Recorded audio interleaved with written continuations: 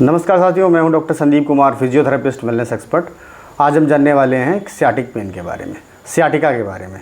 मित्रों, सियाटिका कुछ बीमारी नहीं है, एक सियाटिक नर्व होती है हमारे पीछे जो है, उसमें अगर कंप्रेशन आए तो वही सियाटिका कहलाता है। ये ज़्यादातर सामान्यतः हम लोगों को सुनने में आता है कि सियाटिका है क्या। तो सियाटिका एक प्रकार की नर्व है हमारी जो लंबर रीजन से निकलती है, L4 रीजन से, और L4, L5, S1, S2, S3 से एक नर्वबंज निकलता है जिसको हम लोग टेक्निकली भाषा में कहते हैं, अपने साइंटिफिक भाषा में लैम्बोसैक्रल रीजन से जो है बहुत सारा नर्वबंज निकलता है, जो आगे आकर के इतनी मोटी नर्व संरचना बनाता है, जो कि फिर हमारे लोअर बैक से जाते हुए हिप में जाती है, ग्लूटियल मसल्स में जाती है, और पीछे जांघ में जिसको हैमस्ट्रिंग कहते हैं वहाँ से जाते हुए काफ में आती है और नीचे तक जाती है। तो ये जो है इतनी लंबी नस, ये सबसे बड़ी लंबी नस भी है। तो इसमें अगर कंप्रेशन हो तो इसको जो है सियाटिका कहा जाता है। तो सियाटिका होता कैसे है, तो मित्रों इस पर जानने वाले हैं हम लोग, सियाटिका हो क्यों रहा है। तो अगर हम कोई हेवी लिफ्टिंग करते हैं तो उस समय हमारे शरीर में जो है, अगर हमारी क्षमता 20 किलो की है और आगे हम जो है झुक करके तेज़ी से कोई चीज़ उठाते हैं, तो हमारे जो स्पाइनल कॉर्ड है, जो अंदर डिस्क पड़ा हुआ है, तो उस डिस्क पर ओवर प्रेशर आता है, तो उससे डिस्क हर्निएशन जनरेट होती है। मोस्टली 90% पेन जो है डिस्क हर्निएशन की वजह से होते हैं कि डिस्क अपनी जगह से आगे बढ़ गई है, तो उस नर्व रूट को दबा रही होती है, तो उससे जो है सियाटिक पेन आता है। पहला रीज़न तो ये है। और दूसरा कारण जो है, आजकल जो है एक पेरिफॉर्मिस मसल होती है, पेरिफॉर्मिस जिसको सिंड्रोम कहते हैं, वो भी ग्लूटियल मसल है, उसके जस्ट नीचे से जो है हमारी ये नस जाती है।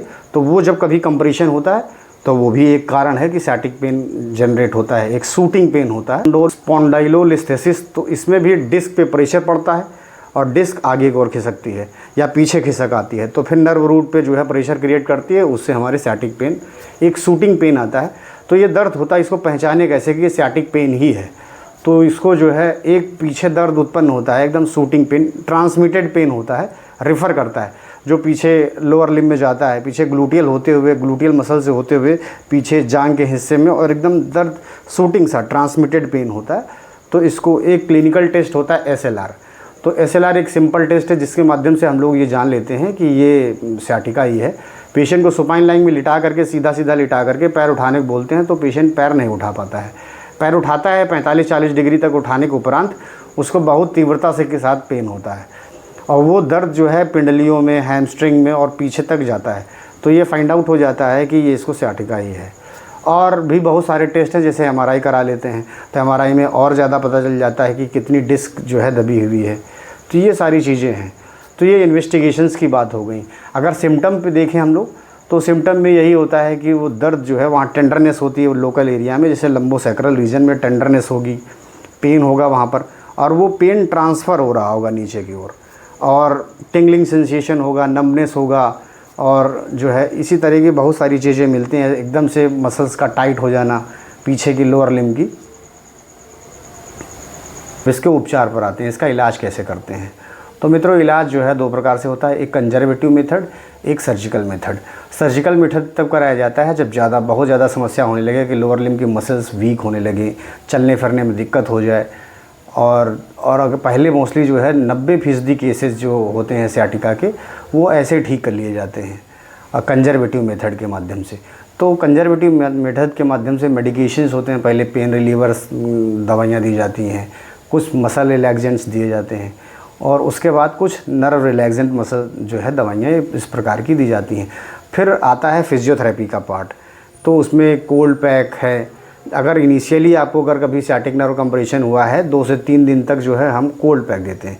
मोस्टली लोग ज़्यादा एक गलती करते हैं कि कोल्ड पैक को 15-15, 20-20 मिनट तक लगाए रहते हैं, तो उससे कोल्ड बर्न होने के चांसेस होते हैं। तो ऐसा आप कभी ना करें। आप जब भी कभी कोल्ड पैक अप्लाई कर रहे हो तो 4 मिनट लगाया, 2 मिनट छोड़ा, फिर 4 मिनट लगाया, फिर 2 मिनट छोड़ा, इस तरह से 15-20 मिनट का एक पूरा प्रोसेस करना है आपको। जब 4 से 5 दिन बीत जाएँ, उसके बाद जो है हम फिर हॉट फर्मेंटेशन लेते हैं, गर्म सेक लेते हैं। गरम सेक में जो है जो गरम सेक होता है वो भी इसमें काफ़ी, और फिर जो है आप कॉन्ट्रास्ट कर सकते हैं, ठंडा गरम, ठंडा गरम। और एज आ फिजियोथेरेपिस्ट मैं आपको बताना चाहूँगा कि इसमें टेंस का भी बहुत बड़ा रोल है। ट्रांसक्यूटेनियस इलेक्ट्रिकल नर्व स्टिमुलेशन, वो अगर आधा घंटा तक लगाई जाए, 20 से 25 मिनट लगाई जाए, तो उससे एंडोर्फिन सिक्रीट होता है, लोकल मसल जो है रिलीज होते हैं और पेन में बहुत ज़्यादा आराम मिलता है। उसके अलावा हम कुछ एक्सरसाइज के बारे में आज आपको बताना चाहेंगे कि वो एक्सरसाइज अगर थोड़ा हल्की ग्रेजुअली की जाए तो उनसे बहुत ज़्यादा हमको आराम मिलने वाला है। तो वो 5 एक्सरसाइज ऐसी कौन सी हैं, आज हम उस पर बात करने वाले हैं। पहली एक्सरसाइज है नी टू चेस्ट। आपको जो है सुपाइन लाइन में लेट करके नी टू चेस्ट एक्सरसाइज करना है, जैसा कि आप डायग्राम में देख पा रहे होंगे। उसके बाद आता है cobra pose, spinal extension grade 1। अगर आपको करने में दिक्कत हो रही है तो इसको आराम से करें, धीरे धीरे करें। अगर दिक्कत आ रही है तो रुक जाएं। तीसरा है cat camel exercise. Cat camel exercise में भी जो है आपको आराम से करना है, जैसा कि आप चित्र में देख पा रहे हैं डायग्राम में। तीसरी एक्सरसाइज है प्रीफॉर्मिस स्ट्रेच। आपको जो है जैसा धीरे में दिखाया जा रहा है उस प्रकार से ग्रेजुअली आपको धीरे धीरे वो प्रीफॉर्मिस मसल को स्ट्रेच करना है। अगर पेन हो रहा है तो एक्सरसाइज कतई न करें, धीरे धीरे आपको इंक्रीज़ करना है। और जो है एक फ्रॉक सेटिंग एक्सरसाइज होती है, तो फ्रॉक सेटिंग में मतलब आप वो भी पोजीशन ले सकते हैं। तो ये 5 एक्सरसाइज आप लंबे समय तक करेंगे तो आपको सियाटिक पेन में ज़रूर आराम मिलने वाला है। अगर आपको जानकारी अच्छी लगी हो तो लाइक करें, शेयर करें और सब्सक्राइब करें। Thank you.